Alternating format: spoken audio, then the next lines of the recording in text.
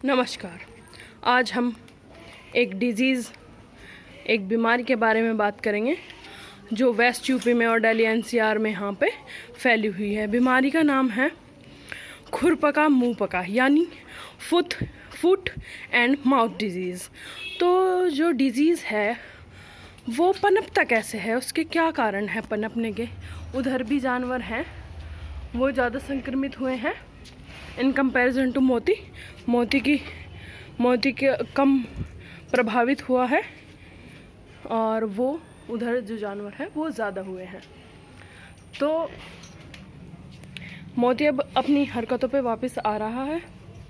और जो अगर मैं कारण की बात करूं, कारण है कि नमी, बारिश का मौसम, लंबे समय तक जब बारिश चलती है, बारिश का मौसम रहता है, तो इन्फेक्शन को किसी भी और वायरस को पनपने के लिए ये एक अच्छा मौसम समझा जाता है।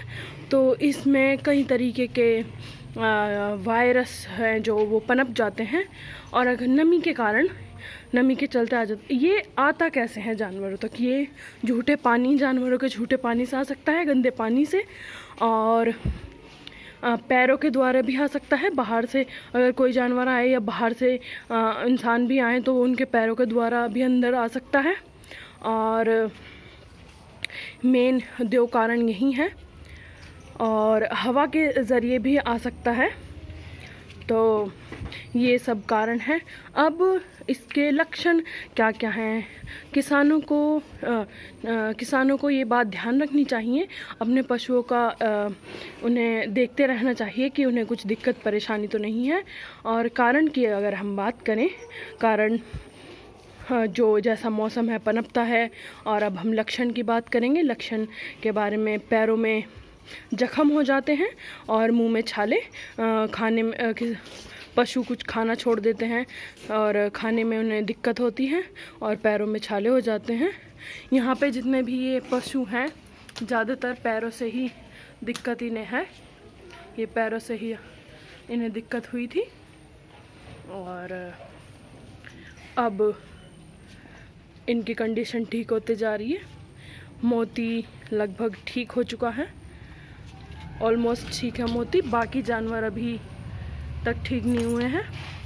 और हमने बात की कारण की और किस तरीके से फैलता है, अभी हम 2 बात कर चुके हैं।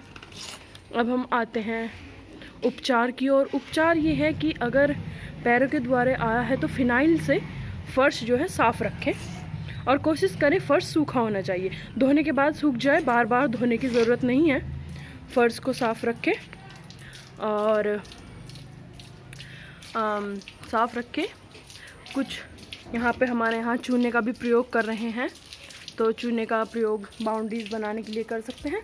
जो संक्रमित पशु हैं उन्हें बाकी पशुओं से अलग रखा जाए तो अच्छा होगा, ताकि इन्फेक्शन बाकी पशुओं में ना फैले।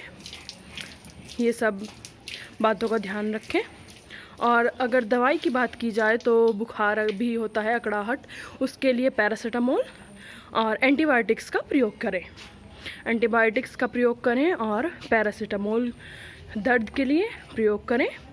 इनसे जानवरों की, और क्योंकि बाहर जो जानवर है उनको भी हो जाता है, कोई उनका भी ध्यान रखने वाला है तो उन्हें भी करें, और पशुओं को काफ़ी उससे फ़ायदा होगा। पशुओं की स्थिति ठीक हो जाएगी, कुछ दिनों बाद ठीक होते चले जाते हैं। ये एक तरीके से इंसानों के बुखार वगैरह की तरह ही है। कुछ दिनों तक परेशानी पशुओं को रहती है, कुछ दिन बाद नॉर्मल कंडीशन में अपने वापस आ जाते हैं। मोती रिकवर अच्छा कर रहा है बाकी पशुओं और जानवरों की बजाय, क्योंकि मोती अभी जवान है तो मोती जल्दी ठीक हो गया है, और सबसे बाद में इन्फेक्टेड हुआ था और ठीक भी जल्दी हो गया है। बाकी पशु अभी भी दिक्कत और परेशानी झेल रहे हैं।